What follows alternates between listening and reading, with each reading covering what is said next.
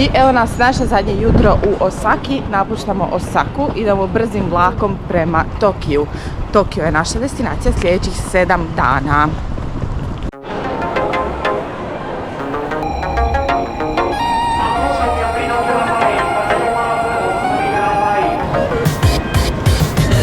Vozili smo se Nozomi linijom između Osake i Tokija na ruti dugoj otprilike 515 km kroz japanski brzi željeznički sustav Shinkansen. Putovanje je trajalo oko 2 sata i 30 minuta, a cijela relacija je prošla iznenađujuće brzo s obzirom na udaljenost. Na jednom dijelu dostigli smo maksimalnu brzinu od 283 km/h, ali vožnja je dalje ostala stabilna i tiha. Vagon je bio jako udoban, s puno prostora i osjećaj smirenosti tijekom cijelog puta. Sve zajedno više je djelovalo kao kratki predah nego kao duga vožnja između dva velika grada.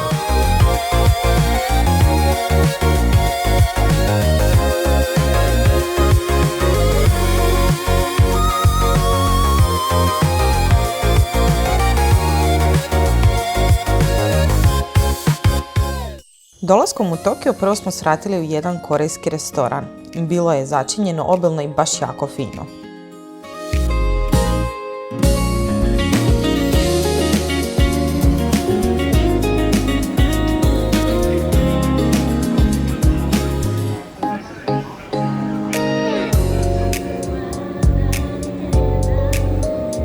Zatim smo u Shinjuku kvartu morali ići vidjeti Godzillu, čija glava iznosi ukupno 12 metara visine, teži 80 tona i napravljena je u prirodnoj veličini. Evo nas, trenutno smo na ulazu u Shibuju. Plan nam je da posjetimo Hachikov kip, da naravno slavni Shibuya Crossing, Pokemon centar u Shibuji, pojedemo nešto i tako dalje. U svakom slučaju pratite nastavak videa i pogledajte šta smo pripremili za vas.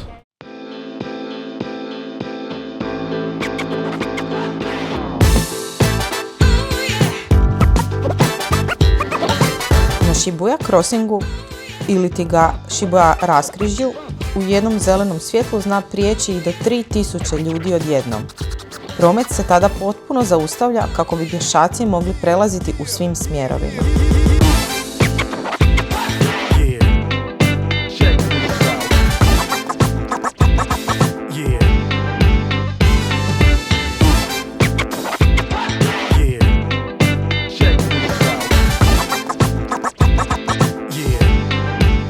Raskrižja zaputili smo se na 6. kat Shibuya Parko centra u Tokiju, gdje su smještene poznate tematske trgovine.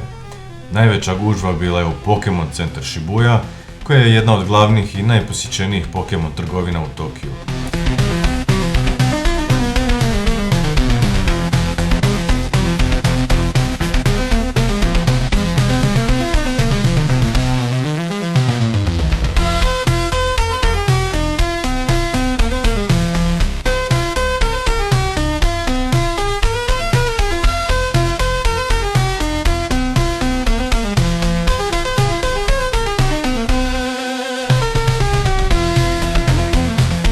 Uz Pokemon centar obišli smo i Nintendo Tokyo, Godzilla Store Tokyo te Sega Store. Cijeli kat je prilično kompaktan pa se sve može obići bez puno lutanja.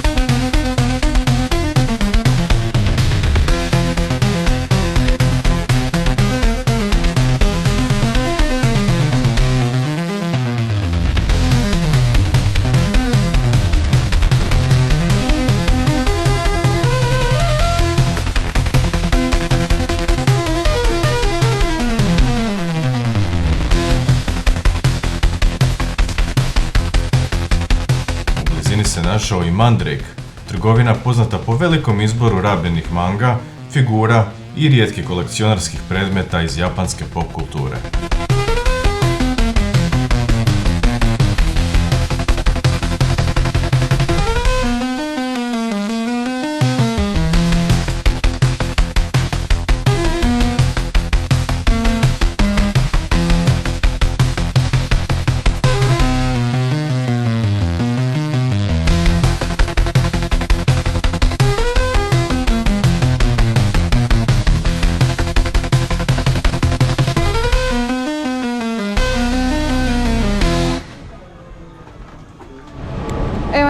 prvi dan u Tokiju, tehnički drugi dan u Tokiju, jučer smo stigli, pa smo bili jako umorni i imali smo drame. Otkazali su nam smještaj zbog curenja apartmana, pa smo morali hitno pronaći novi koji smo pronašli na brzinu, baš nismo nešto pretjerano zadovoljni s njima, ali sad šta je tu je, to je dio puta, to je tako. I evo sada lutamo po Tokiju i vidjet ćemo što ćemo istražiti, naravno one najvažnije točke. Par dana smo u Tokiju prije završetka našeg putovanja. Kafići sa životinjama su posvuda. Zamorci, mini svinje, kapibare, samojedi, ježevi, a mi smo se odlučili za najslađe među njima.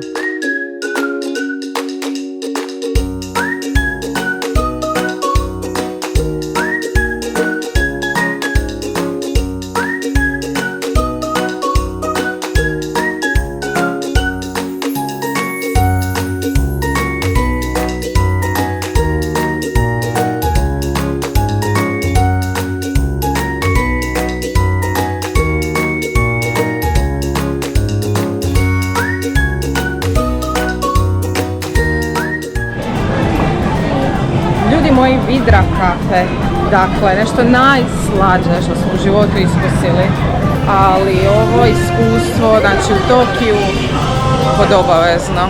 Skaču po vama, mazi se, spavaju na vama, mekane su kao duša, dakle totalno sam rastopljena, predivno.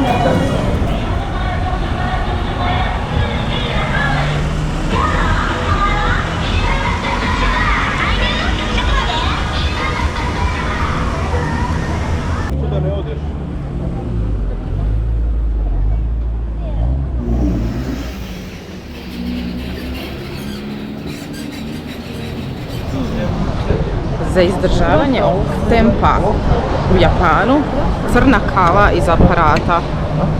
Pobjeda. Pobjeda.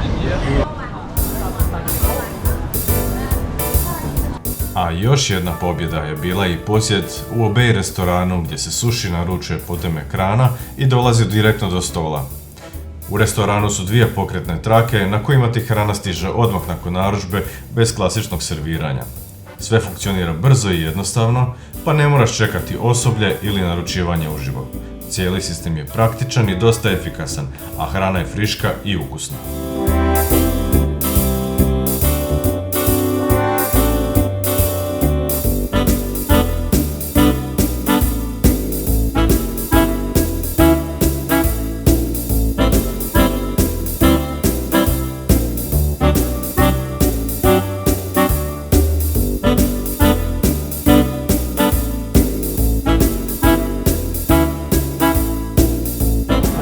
Evo i da snimim kolika je šteta.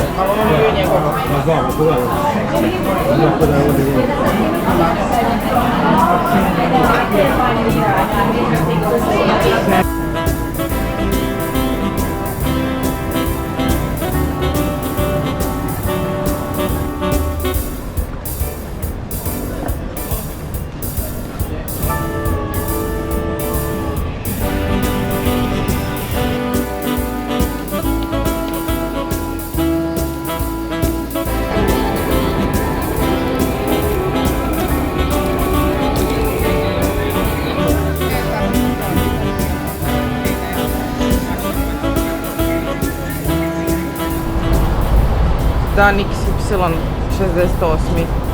Pije se kava i Monster. Izdaje nas energije. Podočnjaci imaju podočnjake. Koji imaju podočnjake. Ali, idemo dalje. Za iste pare.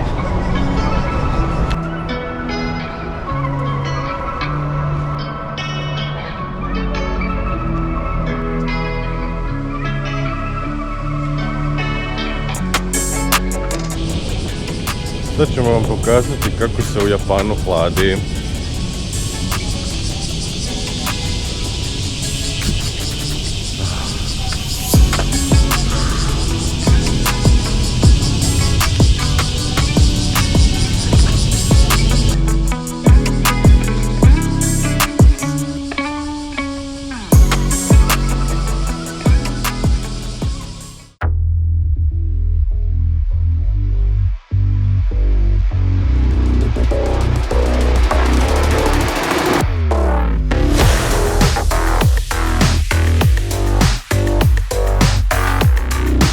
Kažu da je u prirodnoj veličini ovaj Gundam, neki 20 metara visine. Evo sad ćete vidjeti.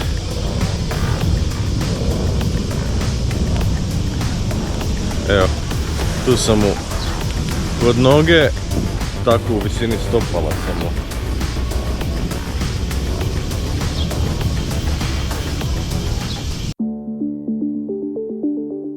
Sljedeća stanica nam je Miraikan, muzej znanosti i inovacija koji prikazuje najnovije tehnologije, robotiku i znanstvene projekte budućnosti na vrlo interaktivan način. Odmah nas je privukao veliki LED globus koji prikazuje Zemlju u visokoj rezoluciji s oblacima, oceanima i klimatskim podacima u stvarnom vremenu. Zatim dolazimo do dijela s robotima, od humanoidnih koji reagiraju na glas i pokrate do terapijskih i kućnih robota koji se ponašaju kao mali ljubimci. Ovdje nisi siguran trebaš li biti oduševljen ili pomalo šokiran i uplašen zbog budućnosti koja viri iza ugla.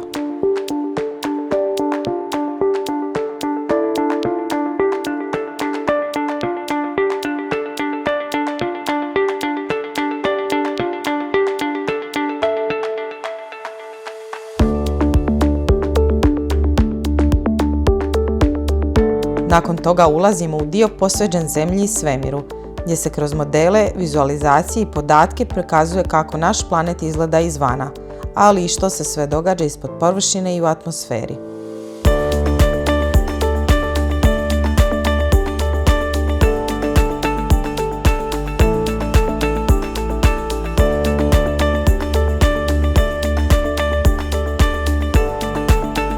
Od satelita i raketnih prikaza do slojevitih modela Zemlje, sve je postavljeno tako da ti približi koliko je naš planet zapravo kompleksan.